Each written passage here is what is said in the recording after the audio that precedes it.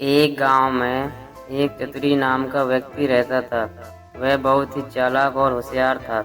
गांव में उसे सब चतुरी लाल कहकर बुलाते थे। चतुरी मेहनत मजदूरी करके अपनी रोजी रोटी चलाता था। वह बहुत ही होशियार और चालाक था।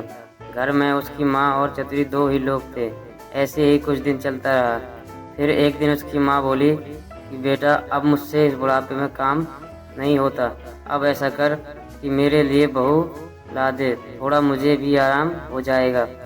तभी तभी चतुरी कहता है कि माँ, पहले शहर जाकर कुछ पैसा कमा लूँ और फिर शादी कर लूँगा। और फिर चतुरी की माँ हाँ कह देती है और चतुरी जाने लगता है। तो उसकी माँ उसको एक कढ़ाई देती है और कहती है, बेटा, जब कहीं भूख लगे तो इसी में खाना बनाकर खा लेना। चतुरी कहता है, ठीक है माँ, और घर से चला जाता है। दिन भर चलते चलते शाम हो गई और भूख भी लगी, तो उसने देखा कि वहीं एक ढाबा दिखाई दिया। ढाबे में मालिक और उसकी पत्नी दोनों रहते थे। तभी चतुरी वहां जाता है और कहता है कि बहुत भूख लगी है, क्या क्या खाना मिलता है आपके यहाँ? ढाबे का मालिक कहता है, आप जो कहोगे वह मिल जाएगा, आओ बैठो। तभी चतुरी ने कहा, मुझे खीर खाना है, मेरे लिए खीर बनवाओ। ठीक है। तभी ढाबे का मालिक कहता है, ठीक है, आप बैठो, मैं खीर तैयार करवा रहा हूँ। तभी चतुरी वो कढ़ाई देता है जो उसकी माँ ने दी थी।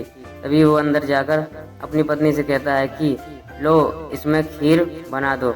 तभी वो खीर बनाने लगती है और उसी वक्त चतुरी लाल चुपके से देख रहा था और उनकी सारी बातें सुनकर आराम से बैठ गया। और जैसे ही दूध डालते समय ढाबे के मालिक पहुंचा तो उसकी पत्नी ने कहा कि 1 लीटर दूध है, सारा डाल दूं कि बचा लूं? बोला, नहीं, सारा मत डालो। तभी वह कहता है कि सारा मत डालो, डाल दो, कौन सा पता चल रहा है उसे। और फिर खीर तैयार हो जाती है और वह लेकर आता है। चतुरी लाल भरपेट खीर खाता है और बोलता है, मेरी कढ़ाई लाओ और अपने पैसे बता दो। फिर चतुरी लाल कढ़ाई को अपने कान में लगाता है और बाद में कहता है कि आपने दूध कम डाला है, आपके पास 1 लीटर दूध था, आपने आधा लीटर दूध डाला है। तभी ढाबे के मालिक परेशान हो जाता है और वह कहता है कि यह तुम्हें कैसे पता चला? तभी चतुरी लाल कहता है, यह कढ़ाई सब कुछ बताती है। तो वह कहता है कि भाई, तुम मेरा सारा पैसा ले ले, पर कढ़ाई मुझे दे दे। चतुरी लाल कहता है, ठीक है, ले लो।